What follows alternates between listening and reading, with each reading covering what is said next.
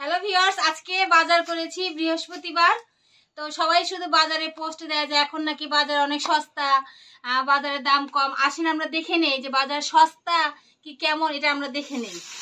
তো যেটা কিনলাম, লাউ কিনেছি একটা, লাউয়ের দাম নিছে 40 টাকা।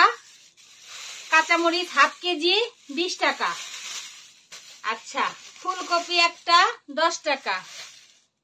তারপরে হচ্ছে এখানে আছে হচ্ছে আপনার কাঁচকলা 6টা নিচে 45 টাকা। আর হচ্ছে 20 টাকা হচ্ছে করল্লা নিচে 20 টাকা।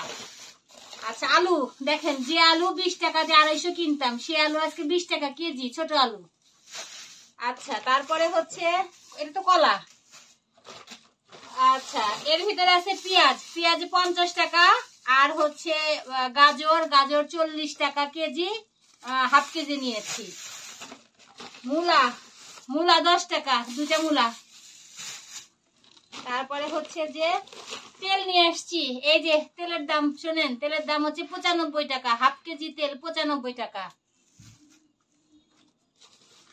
তারপরে হচ্ছে শেষ বাজার, এই যে দেখুন, একটা শসা নিয়েছি। তারপরে হচ্ছে যে এটা মটরশুঁটি 20 টাকা।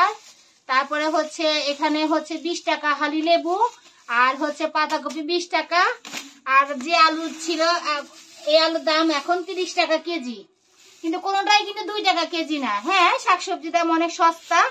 তবে এই হলে এখন আপনারাই চিন্তা করেন শাকসবজির দাম সস্তা নাকি সস্তা না, এটা আপনারা দেখুন। এগুলো বাজার এখন মোট কত হলো এটা হিসাব করি নাই, এই ভিডিও করার পরে মোট হিসাব করবো যে কয় টাকা খরচ হলো। তো ঠিক আছে, আপনাদের সাথে শেয়ার করেন। সবাই ভালো থাকবেন, টাটা, বাই বাই। অফ করে দাও এটা।